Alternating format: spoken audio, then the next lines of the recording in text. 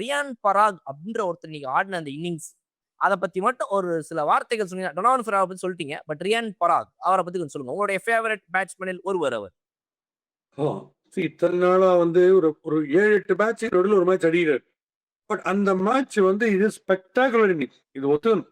இது வந்து just authentic stand and டெலிவரின்னு அவங்க ஷார்ட்ஸ் ஜஸ்ட் லைக் அவ்வளோ ஸ்டைலிஷா இருக்கு பாக்குறது. அதை யாரும் டெல்லிக்கே போட முடியாது, அறிவே போட முடியாது.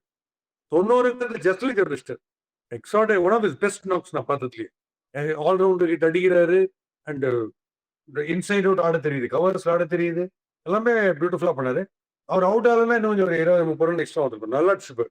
அவர் ரொம்ப பியூட்டிஃபுல்லா. ஜுரேல் நீங்க சொல்ற மாதிரி ஜுரேல் நல்லா ஆடுறாரு. ராஜஸ்தான் ராயல்ஸ் உடைய ஓலிங் மட்டும் கட்சி 3-4 ஓவர் இன்னும் கொஞ்சம் தாட் ப்ராசஸ். அந்த கேப்டன் வேற இல்லையா, ஜெய்ஷோல் என்ன பண்றது, யாரு கொடுக்கறது, எந்த ஓவரை கொடுக்கறதுனே புரியல. Totally at C.